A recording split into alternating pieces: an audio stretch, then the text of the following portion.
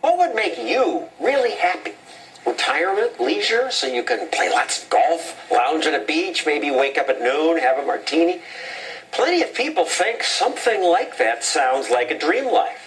But my next guest says no. Leisure and luxury don't really make people happy. What does is, well, I'll let him tell about it. Stephen Post works at a medical school where he does research on what causes happiness. So, what causes happiness? Contributing to the lives of others. 76% of Americans say that the thing that makes them most happy is helping others. Giving to charity. Giving to charity economically or doing face-to-face, one-on-one helping activity, absolutely. Even better doing face-to-face. Even better, because it involves more of the biological mechanisms in what's called now the caregiving system. And we've covered some of the other things that the scientists say contribute to happiness beside luxury and leisure, which doesn't last, but religion, having family and friends to interact with, moving toward a goal. Yes. But you say giving to others is the king. Absolutely. 41% of Americans volunteered in 2009. It's pretty high. It's almost half of America. It's pretty darn high. 68% of the volunteers self-report that this makes them feel physically healthier. 96% say that it makes them feel happier. 76% say that it reduces their stress. They say it makes them sleep better. Let me tell you, if you could take these outcomes and put them in a bottle, like that one on the desk, and sell it at the drugstore, you'd be a billionaire overnight. And it's sort of counterintuitive. People might say, if I'm giving to charity or helping others, I'm taking something from me. I'm losing. Well, you know, if you overdo it, that's actually true. So the studies are talking about relatively low, quote, Are there people who overdo it? Yeah, there are people who overdo it, and they do get stressed out, and they can get burned out. It doesn't take a lot. It's not that you have to give and give and give and give, but you have to move away from the self, the preoccupations of the self, the negative emotions, hostility, rumination, bitterness. Whenever you reach out and you help another person sincerely, there's an emotional shift that occurs, and it's very healthy. And this is not just self-reporting. There are also brain tests. Oh, yes. There are famous brain tests now from 2006. Jorge Moll, a famous neuroscientist at the NIH in Washington, he took people just like you and me off the street, and he brings you into a lab. He sits you down and he puts an fMRI device on your head. It's like a bathing cap, and it's got little electrodes that measure areas of activity in the brain. Different parts of the brain. Different parts of the brain, yes. He gives each subject a menu of charities that they could consider contributing to. And when they do that, a part of the brain gets active.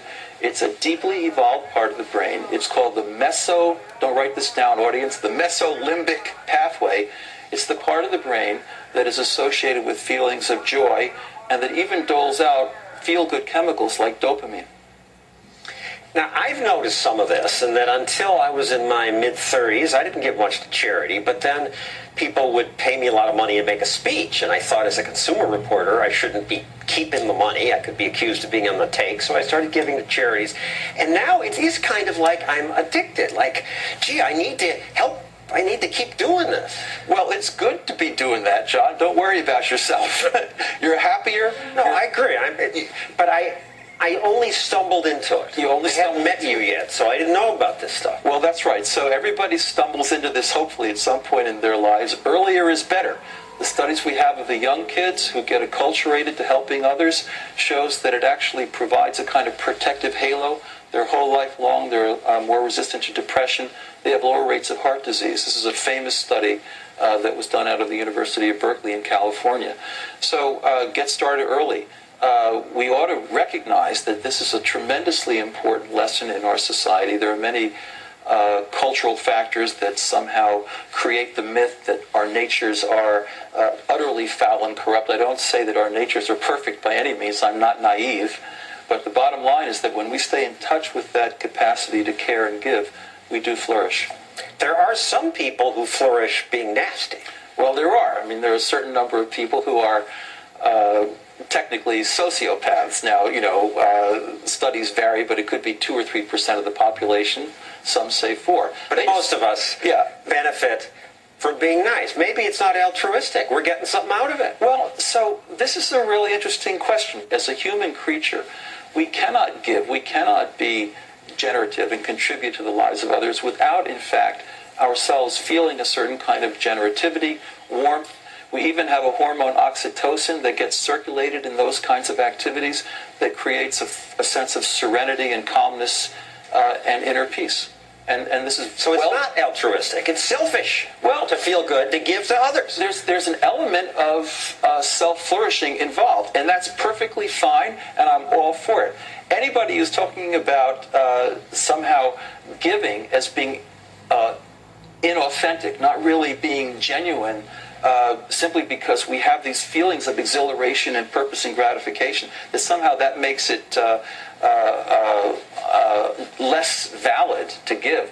That's completely contrary to how we are hardwired as human creatures. We are evolved in such a way that we actually have these kinds of benefits, and thank goodness we do. Now, there are people on the left who would say it's government's job to give to others, and it makes me feel good to raise taxes and increase the handouts. It makes them happy, maybe.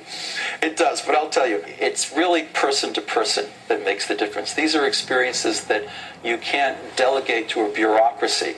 They have to do with person A and person B, typically in a face-to-face relationship, which is healthy and helpful. It is, by the way, the case that when you volunteer, you want to work with a group that you feel you're called to, because when that happens, people come together, they form deeper friendship networks, they celebrate, they acknowledge their activities, and that's also sustaining. So in a sense, then, you can do this solo, but it's a good thing to have it organized in some kind of a communal way. Thank you, Stephen Post. His latest book is called The Hidden Gifts of Helping.